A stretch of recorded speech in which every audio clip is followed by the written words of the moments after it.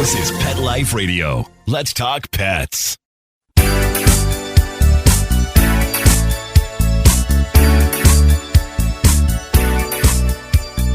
Hello, you're listening to Animal Party on Pet Life Radio. And me, Deb Wolf, as always. Our riddle of the day is, what did the bad dog owner think was more important than his dog when he parked the dog in a parked car on a hot day for 4 hours? What do you think the guy was doing that made him so distracted that he ended up going to jail? So today we're going to talk about a few different topics. The first one I find really fascinating. They do a lot of scientific experiments on animals to figure things out. And one of the things that they try to measure is, as a sign of intelligence, is whether animals recognize themselves. And it's really interesting to what degree.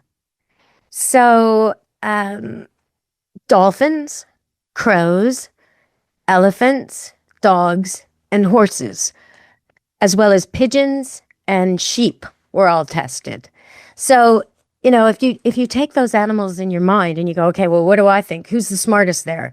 You might put dolphins at the top, and you might put pigeons at the bottom, or sheep at the bottom, and everybody else in a different, you know, maybe crows are next to them, and then maybe elephants, and then dogs. And okay, you might, but you'd probably be wrong.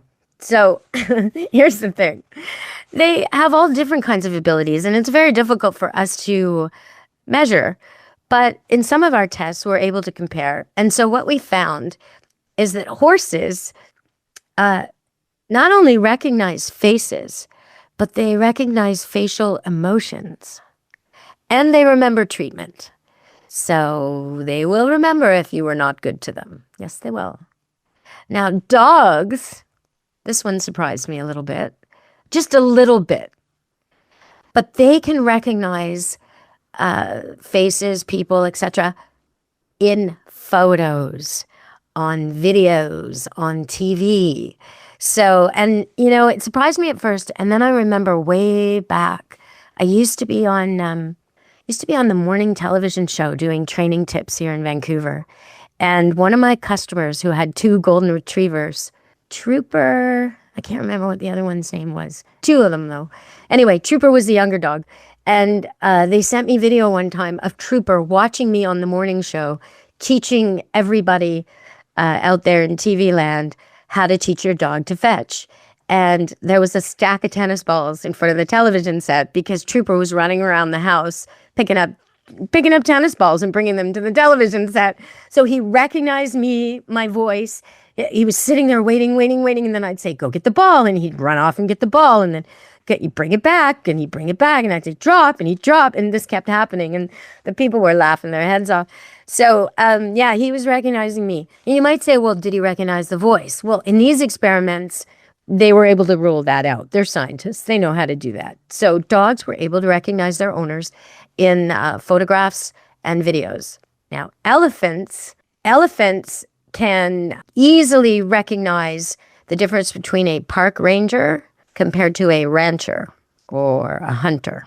So that's an interesting recognition. Interesting, because I'm sure the hunters are trying to appear the same, right? They're not going to wear gear that makes them look like hunters that stand out.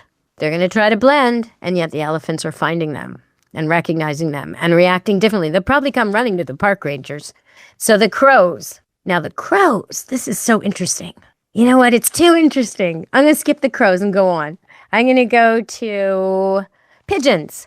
So pigeons definitely recognize other pigeons and people in photos. And that's kind of surprising. We don't really think of them as smart.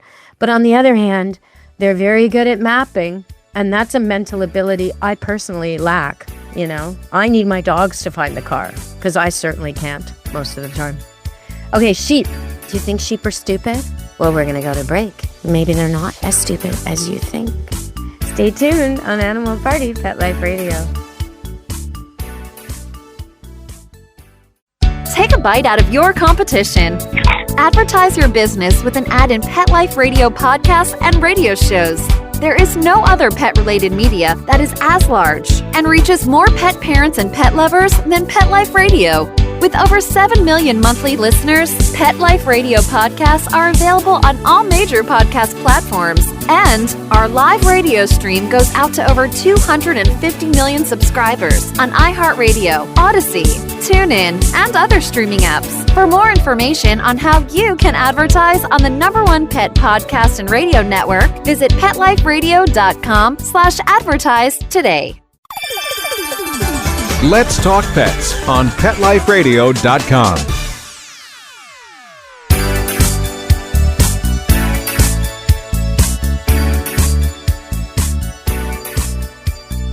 Hello, we're back at Animal Party, Pet Life Radio with me, Deb Wolf.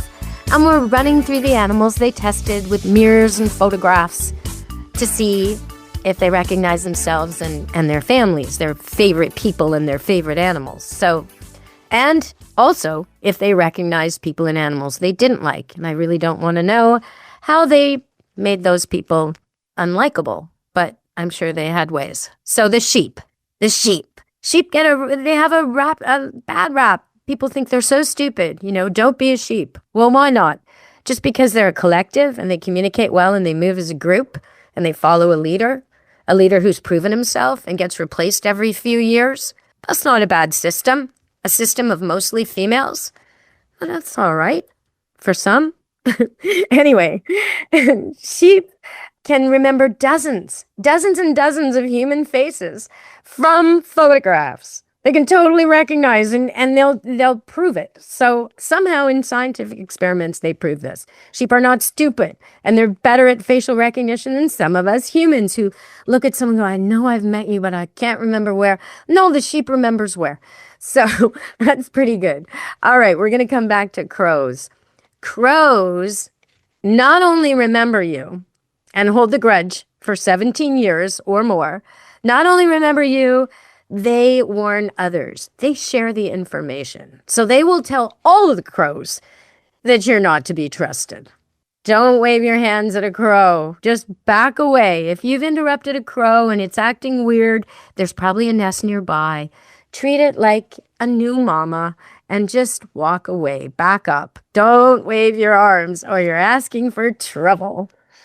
Okay, so on the dog world and the cat world, I was thinking about this as I was coming on the show today with my producer, and he was telling me that he took one of his cats to get groomed because it's an elderly cat and it doesn't groom itself anymore properly. It tries, but it doesn't really get to all its parts. And this is really important for people to think about. If your cat can't reach all its parts, if it can't do those yoga moves where they bend one arm over their head and they lick underneath and then they bend their back leg up over their head, if it can't do all that and it's getting matted, it's not happy. It does not want to be dirty and matted and itchy and stinky. It does not want to have the mats tangling and then pulling apart and ripping skin. It doesn't want to have infections. It doesn't want to have skin rashes, right? It just wants to feel good. So when you take it to get groomed, and you have to take it to a place that knows what they're doing, this cat got shaved, so he looks like a lion. He's probably got a little bit on the tail, a little bit on the head. He lives in Florida, and it's coming up to summer, so he will not miss that furry coat. But Mark, the owner of this cat, had the good sense to take a towel and rub the cat down while it was still its old stinky self. And then the cat goes to the groomer and comes back smelling all fresh, like we like it. But to the other household cats, it now smells like a stranger. So he takes the towel and he just gives it a quick rub. So now the clean, freshly groomed cat gets a slight little bit of its old scent on it. Makes it happy, and it makes everyone else recognize that cat. So that's something that's really important. If you take your cat to the vet or anywhere else and it comes back smelling like medicine and fear and all that stuff at the vet, well, rub it down with a towel that smells like the house or smells like itself. That's the way to go. But I was thinking about this, and I was thinking about how when I come back with a dog, maybe the dog's just been to the groomer and it's got new shampoo smell, and maybe they even put scent on it, and it's got bows in its hair and all that. And I come into the house and the 3 dogs greet it. They never think, who are you? like the cats do. They never go, we don't know you, get away, stranger. No, oh my gosh, no. They're like, oh, where have you been? They know exactly that this is their pack mate. They would never mistake this dog just because it smelled slightly different. I mean, they know intuitively, like in their bones, that this is their sister, brother, friend, whatever, pack mate. And they just go and sniff it all over to smell the adventure. In fact, a mama dog, years later, can smell that this is her offspring when she hasn't seen it since it was an 8-week-old puppy. So it's really interesting, the difference between cats and dogs in this regard. Very, very big difference. Okay, we're going to go to break and come back, and I'm going to tell you about India. Stay tuned on Animal Party Pet Life Radio. Take a bite out of your competition. Advertise your business with an ad in Pet Life Radio podcasts and radio shows. There is no other pet-related media that is as large and reaches more pet parents and pet lovers than Pet Life Radio. With over 7 million monthly listeners, Pet Life Radio podcasts are available on all major podcast platforms. And our live radio stream goes out to over 250 million subscribers on iHeartRadio, Odyssey, TuneIn, and other streaming apps. For more information on how you can advertise on the #1 pet podcast and radio network, visit PetLifeRadio.com/advertise today. Let's talk pets Let's talk pets on Pet Life Radio. Pet Life Radio. PetLifeRadio.com.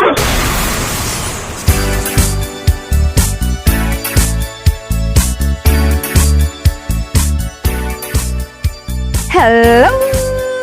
We're back.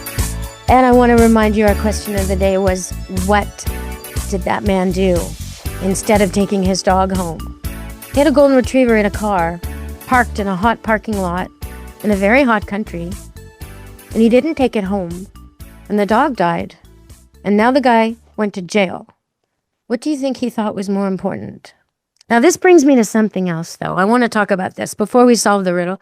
I want to say, I thought at first that this was in a way a good story because it was about India, and the guy went to jail, which surprised me. I thought, wow, that's amazing. I didn't think that they valued animal rights so much there. But his golden retriever died because he left it in a hot car. So the guy went to jail, which to me is a good thing.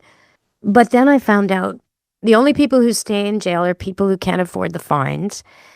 And the fine is likely to be equivalent to $1. $1. That's shocking.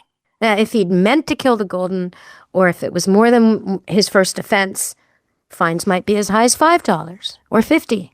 But since it's his first offense and it was an accident, it's likely $1. I have a hard time with this. A really hard time. I'm getting choked up about it. Yeah. But it makes me think of how different things are in different parts of the world. Like in Israel right now, there's bomb shelters, and the people bring their pet dogs with them into the bomb shelters. Whereas in Iran, there's no bomb shelters even for the people, and there's golden retriever rescue clubs in Iran that have been existing for the last 20 years because they're in dire straits. It's a terrible place to be if you're a dog. That was before the war. I'm sure it's worse now. And that makes me think of Kristi Noem, the dog killer that still was able to hold public office, that still was popular despite her atrocious behavior with animals. Just don't understand that. I want to vote for people and have people in power who are good to animals, good to children. That's a prerequisite for me. The rest comes later. Honest, law-abiding would be good. Straight shooting. Direct. But good to animals and kids. If you're not good to animals and kids, I really don't want you in office anywhere. Okay. So, what was that guy doing that was so important that he had to leave his dog in a car to die? Well, he was gambling. He was at a casino. And I would suggest that maybe the casinos ought to patrol the parking lots better, because gambling is an addiction and people have a hard time realizing that they've been there 4 hours when there's no clocks on the walls. So if you're going to go to a casino, leave your dog at home, please. Don't bring your dog. Okay, everybody, I don't want to end with that note. I don't. So I'm going to end with a happier note, which is that recently I was foraging in the woods and collecting mushrooms with my dog team. And I got so many mushrooms, jars and jars, and I dehydrated them. And I took pictures of all that I was doing. And someone said, "You really ought to post that on TikTok." And I thought, well, I don't want to put it on Camp Good Dog TikTok. Some of it's dogs. I have some videos of the dogs finding the mushrooms. I have some videos of how to teach dogs to find mushrooms. But I can put those on Deb Wolf, Pet Expert on YouTube. And I can put those on Camp Good Dog TikTok. So what about the videos that don't have any dogs, don't have any cats? What about the videos that are just how to take a mushroom from the forest and know that it's the right mushroom, and how to clean it, and how to cook it, and how to dehydrate it, and how to prepare it? Basically homesteading, foraging stuff, gardening stuff. So Forager Deb is my new TikTok. I haven't connected it to anything yet. I'm just experimenting a little bit, but I am enjoying it. It's really easy to use, much easier than Instagram, I'm finding. So I'm happy to be on there. And if you're on there and you want to find out about mushrooms and foraging and gardening and all of those things, then check it out. There's some recipes there too. Forager Deb, that's me. Okay. I hope to see you there, everybody. From me, Deb Wolf, an Animal Party and Pet Life Radio. Ciao, meow. Be good to your animals. Let's Talk Pets, every week on demand, only on PetLifeRadio.com.